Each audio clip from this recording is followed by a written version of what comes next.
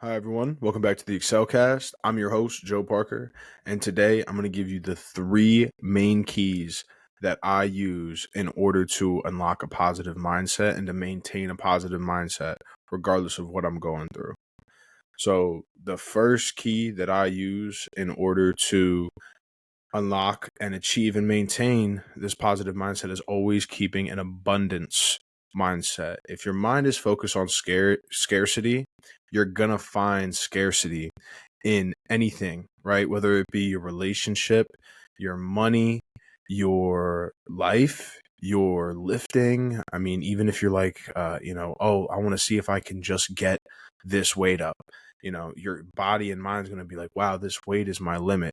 It's all I can do. But if you're going to say, hey, let's see how many of this weight can I do in reps, you're automatically going to shift from I hope I can get this to challenging yourself. And a challenge and a scarcity mindset are two very different things, right? Knowing that you need to get to another level isn't saying that you don't already have enough. It's just letting yourself know that there's more to what you're doing and that you need to unlock that. And that's an abundance mindset, right? Like, hey, there's more to me. There's more to this life. There's more to what I'm doing than what I'm achieving and what I'm showing right now. So it's all about your perspective in that moment. And same thing with money too. Like money, if you think that you don't have enough, right? If you have food, water, shelter, your lights, electricity, you have enough money to go to Chipotle, you have enough money to put gas in your car, you have enough for right now. And God will show up in your life somewhere. So regardless of how you feel right now, don't feel that anxiety that this is it. I can't do anything. There's nothing that I can do about what's going on, because there is something that you can do. And being anxious and not doing anything is obviously bad, but sometimes anxiety is a movement signal, right? Like, hey, we have to do something about this particular situation, but what can I do right now? What do I have control over? What do I have say in, and what can I do within these next 5, 10, 15 minutes that will help me progress myself toward the goal that I'm ultimately want to achieve? And if you're not there yet, God is still respecting the seed that you planted, right? He's still growing it. It's still germinating. No respectful farmer is going to plant a seed, and once they plant a seed, walk outside the next day and go, well, why isn't there a full stalk of corn?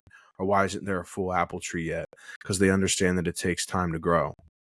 So if you are working towards something, don't ever expect it to be available to you in the full fashion that you want it to be available to you immediately. Because if not, it's going to foster you quitting.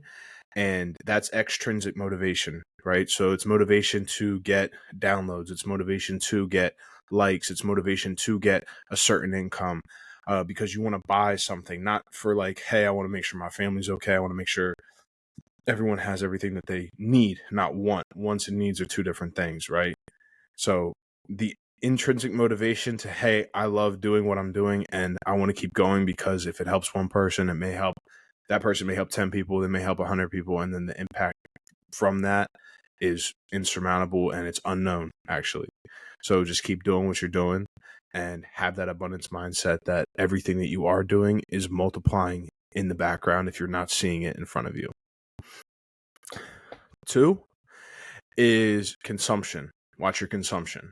Now, when I say consumption, you may think, what am I eating? What am I drinking? What am I buying? Yes, all those things are very important, because they also shift into, what are you watching? What are you listening to? What are you thinking about? What are your thoughts? What are your words? Who are you talking to? All of that is part of your consumption, and it makes up who you are. So to make good choices in all of those aspects are very important, because you make a good choice in one of those aspects, that's a plus in your column. You make a bad choice in one of those categories or aspects, that's a negative in your column. So regardless of whatever category or aspect of your life it is, it's always good to make that positive choice, because that positive choice will ultimately foster positivity in your life, whether that be in your family, health, or relationships. And then your physical and mental well-being. It's part 3. A lot of people think that, I got to focus on my mental health, so I can't focus on my physical health. I got to focus on my emotional health, so my mental and physical health are going out the window. But believe it or not, they're all intertwined. All 3 of them are, I believe, compacted together. And the more that you focus on one of them, the more that the other 2 are actually positively impacted. Not saying that they don't each have their own place in time, that you should be focusing on them, because you could be focusing on your physical health a lot, and it gets to a point where, because you're focusing on your physical health so much, you're actually overloading yourself in that category, and your mental and emotional health go off because your physical health is actually going off because you're not resting your body properly. Something that I had to learn. I always thought that go, that it was always helpful and always beneficial to me. And it wasn't until I took a step back and rested for a day, just one day, that I was able to completely recalibrate how I attack the gym. Sometimes you need to take that step back. And that's that one day of, okay, this is going to be purely mental, because I need this purely mental day to just recalibrate myself and focus on what I need to focus on. But in general, you should always be focusing on your physical health, your mental health, and your emotional health. Because for me personally, mental health, you don't always know what's going on. Can't always see it. Can't always see where your mind's going, where someone else's ideas are going. When you're communicating or interacting with someone, you don't know why you're feeling a certain way. Why am I sad? Why am I upset? Why am I depressed? What changes do I need to make? But one thing that I always know that I could do is I can always exercise. You can always go outside. You can always run. You can always lift. I mean, people that say I can't run, I can't lift, you can walk.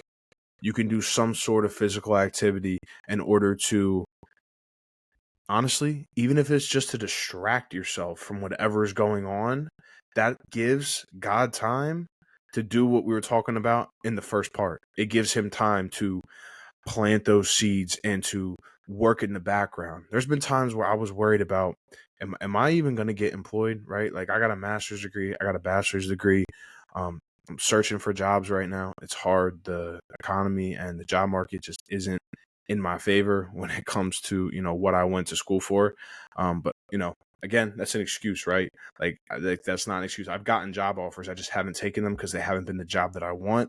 And I'm okay with that.